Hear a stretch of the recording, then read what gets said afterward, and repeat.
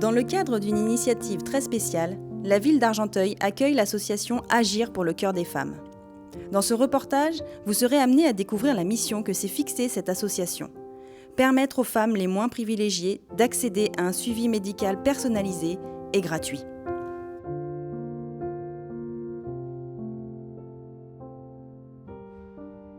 Agir pour le cœur des femmes est un fonds de dotation qui a été créé en 2021, avec pour ambition d'adresser la première cause de mortalité des femmes en France et dans le monde, que sont les maladies cardiovasculaires. Notre vision, c'est de sauver la vie de 10 000 femmes au travers de 3 piliers d'action. Le premier, c'est alerter, c'est-à-dire sensibiliser, mobiliser, informer autour de cette urgence sociétale et médicale.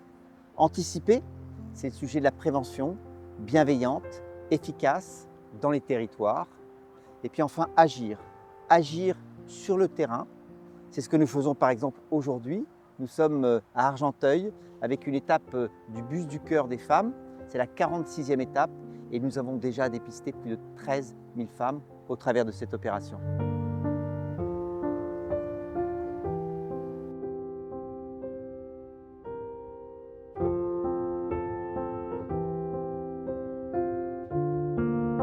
Il est important pour une femme de se dépister sur le plan cardiovasculaire et gynécologique aux 3 phases clés de sa vie hormonale, la première contraception ou son renouvellement, après la grossesse et à l'entrée dans la ménopause et dans le suivi de grossesse. Pourquoi ?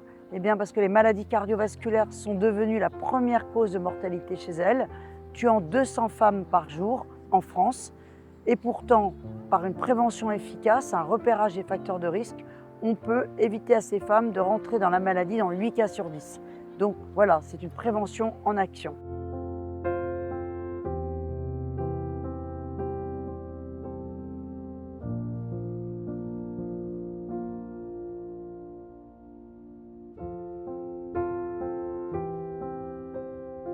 Dans le bus du cœur des femmes, on a un mini laboratoire avec lequel on fait un bilan lipidique en 6 minutes. Donc on obtient le cholestérol total, les triglycérides, le HDL, le LDL.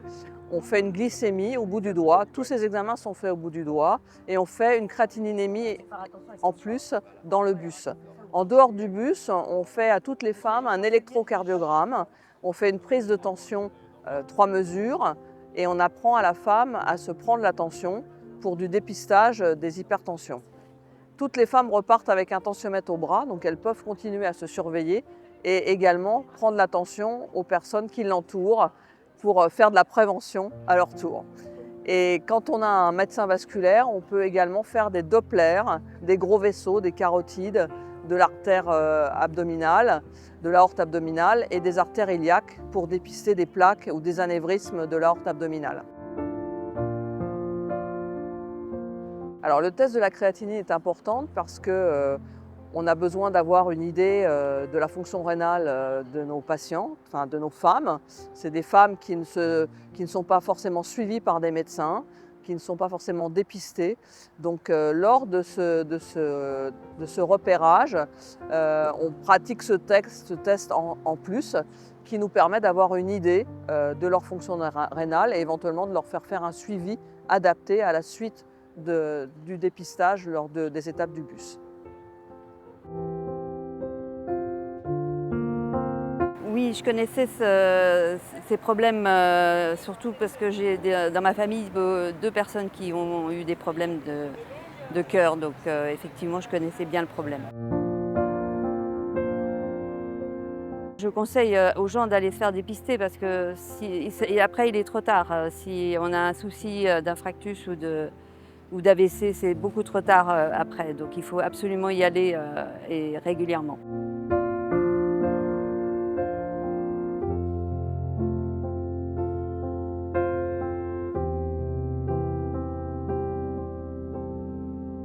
Le bus va redémarrer au Havre, on espère qu'il fera beau. Et puis ensuite, on va dans les Hauts-de-France avec Béthune, Lille, Maubeuge, Calais. On redescend à Romans-sur-Isère, Auxerre. On fait une étape européenne au Luxembourg. Et puis peut-être, ça va dépendre de l'actualité politique, on ira au bus du cœur au ministère à Paris pour terminer la saison 2024. Le dépistage n'est pas seulement bénéfique pour la santé individuelle, il peut être une source d'inspiration pour les autres. Prenez soin de vous, dépistez-vous.